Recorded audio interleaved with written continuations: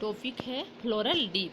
ठीक है, तो फ्लोरल डीप यानी कि फ्लावर का जो भी पार्ट होता है, अपल पार्ट, जैसे कि कैलिक्स, कोरोला, एंडोसियम, गैनोसियम, ये सभी फ्लावर का डीप कहेंगे। ठीक है, तो फ्लावर डीप कल्चर में किसी प्लांट के फ्लावर डीप को आइसोलेट करके उसके जीन का ट्रांसफ़र कर यदि न्यू प्लांट का फॉर्मेशन करते हैं तो उसको हम फ्लोरल डीप कहेंगे। ठीक है, तो फ्लोरल डीप में हम देखेंगे कि किसी भी पौधे के फ्लावर में सेक्सुअल रिप्रोडक्टिव ऑर्गन, मेल और फीमेल ऑर्गन, ठीक, जिससे वो क्या करता है, नए पौधे का निर्माण करता है। ठीक, तो इसी सेक्सुअल रिप्रोडक्टिव ऑर्गन का यानी कि मेल और फीमेल ऑर्गन यदि आपस में फ्यूज करते हैं और न्यू प्लांट का फॉर्मेशन करते हैं तब हम उसको नेचुरल तरीका कहेंगे। ठीक है, हम उसको नेचुरल तरीका का रिप्रोडक्शन कर सकते हैं, यानी कि नेचुरल तरीके के रिप्रोडक्शन से न्यू प्लांट का फॉर्मेशन हो रहा है। ठीक है, यदि अगर हम क्या करेंगे, आर्टिफिशियल तरीके से इस आपका जो न्यू प्लांट है, आर्टिफिशियल तरीके से हम न्यू प्लांट का यदि फॉर्मेशन करते हैं तो हम उसको क्या बोलेंगे, फ्लोरल डीप। मतलब हम फ्लोरल डीप के थ्रू हम न्यू प्लांट का फॉर्मेशन कर रहे हैं आर्टिफिशियल तरीके से। तो कैसे करते हैं हम उसको देखेंगे। ठीक है, तो हम फ्लोरल डीप के द्वारा जो आर्टिफिशियल तरीके से न्यू प्लांट का फॉर्मेशन करते हैं उसके लिए एक केमिकल की आवश्यकता होती है जिसको बोलते हैं पीईजी, यानी कि पॉलीएथिलीन ग्लाइकॉल। ठीक, तो उसी के थ्रू क्या होता है, न्यू प्लांट का फॉर्मेशन होता है, यानी कि डायरेक्ट जीन ट्रांसफर मेथड में यह जो केमिकल है पीईजी उसका यूज़ होता है। ठीक, तो हम डायरेक्ट जीन ट्रांसफर मेथड के थ्रू ही हम क्या करेंगे, न्यू प्लांट का आर्टिफिशियल तरीके से फॉर्मेशन करेंगे। ठीक है, अब देखते हैं हम लोग इसका मेथड क्या होता है, किस किस मेथड से फ्लोरल डीप के थ्रू न्यू प्लांट का फॉर्मेशन होता है। तो हम लोग देखेंगे कि फर्स्ट है आपका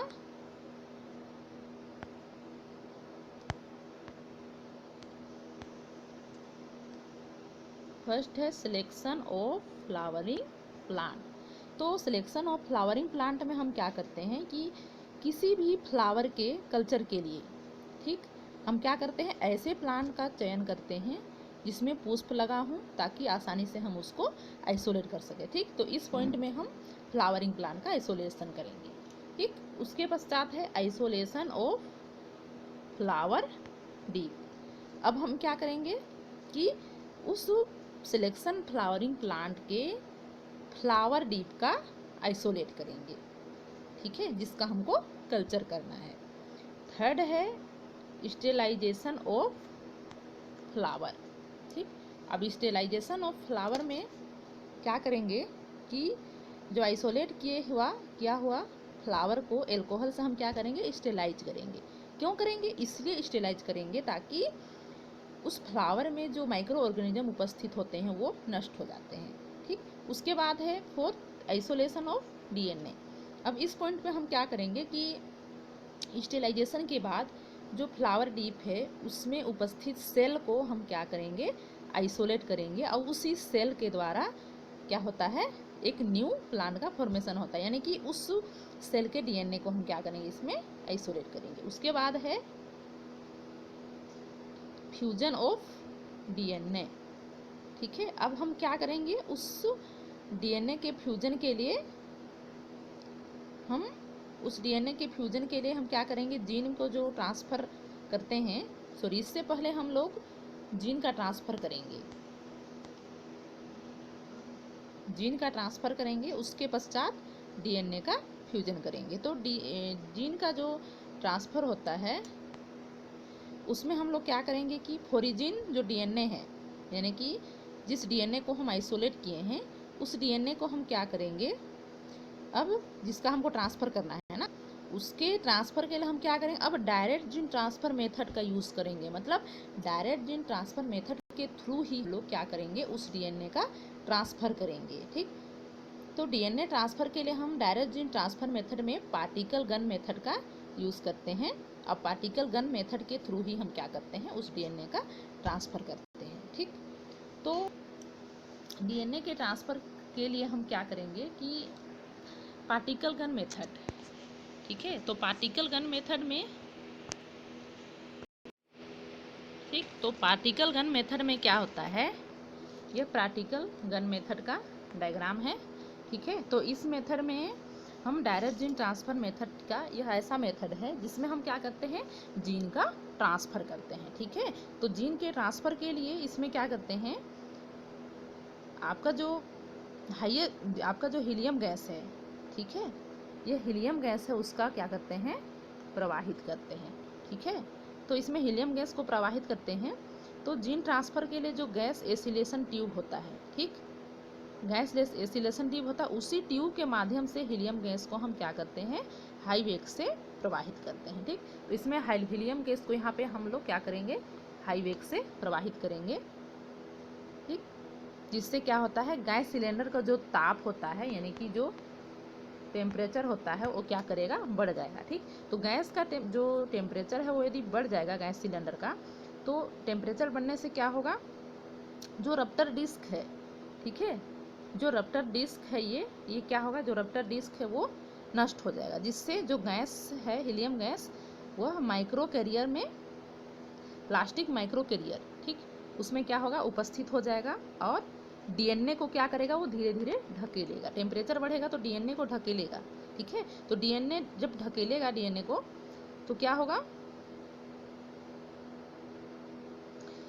जो स्टॉपिंग स्प्रिंग है, डीएनए स्टॉपिंग स्प्रिंग है, उसको क्या करेगा, पार कर लेगा। और पार करने के पश्चात क्या होता है, इस टारगेट सेल तक आपका डीएनए पहुंच जाएगा। तो टारगेट सेल तक पहुंचने के बाद क्या हो गया, डीएनए का ट्रांसफ़र कंप्लीटली रूप से हो जाता है, ठीक है।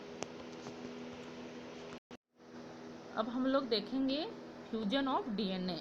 अब डीएनए का फ्यूजन कैसा होता है, ठीक है।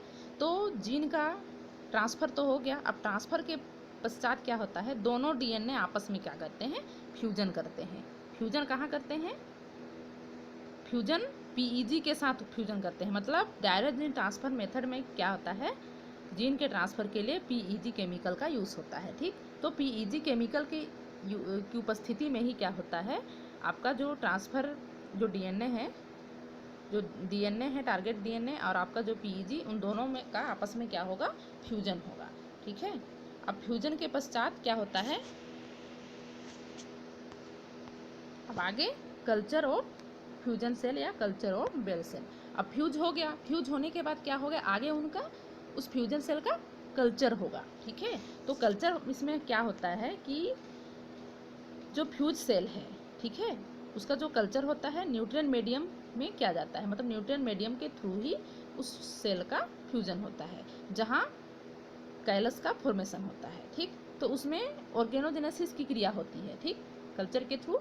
तो ऑर्गेनोजेनेसिस की क्रिया के थ्रू ही क्या होता है, प्लांट के विभिन्न भागों का फॉर्मेशन होता है। यानी कि इसमें प्लांट का जो विभिन्न पार्ट है, जैसे कि लीफ हो गया या फिर स्टेम हो गया, फ्लावर हो गया, ये सभी का क्या होता है, फॉर्मेशन होता है, ठीक। उसके पश्चात हम क्या करते हैं, ट्रांसफ़र ऑफ सोइल। आपका जो कैलस है उसको हम क्या करेंगे, सोइल में ट्रांसफ़र कर देंगे, ठीक है।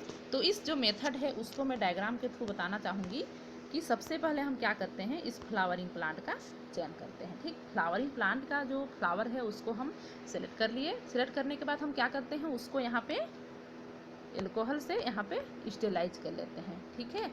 अब एल्कोहल से स्टेलाइज किए, उसके पश्चात हम क्या करेंगे, उसके जो फ्लावर डिप है उसको हम यहाँ पे आइसोलेट करेंगे, ठीक। अब फ्लावर डिप को आइसोलेट करने के बाद हम क्या करेंगे, उनके जीन का आइसोलेशन करेंगे। अब जीन का आइसोलेशन करने के पश्चात हम क्या करेंगे, उनको हम पार्टिकल गन मेथड के थ्रू हम उनको फ्यूजन कराएंगे, ठीक। फ्यूजन कराने के पश्चात हम आगे उनको क्या करेंगे, कल्चर मीडिया द्वारा कल्चर कराएंगे। तो कल्चर करने के थ्रू आपको क्या होगा, एक कैलस का फॉर्मेशन होगा और उसी कैलस को हम क्या करेंगे, यहाँ पे सोइल में ट्रांसफ़र कर देंगे, ठीक। और सोइल में ट्रांसफ़र करने के बाद क्या होगा, एक कम्प्लीटली यहाँ पे प्लांट का फॉर्मेशन हो गया, ठीक है। तो ये था आपका फ्लोरल डीप, यानी कि फ्लोरल डीप के थ्रू, यानी कि फ्लोरल डीप में जो भी मेल और फीमेल ऑर्गन होते हैं, सेक्स ऑर्गन, उसी के थ्रू क्या होता है, एक कम्प्लीटली फ्लावर का निर्माण होता है।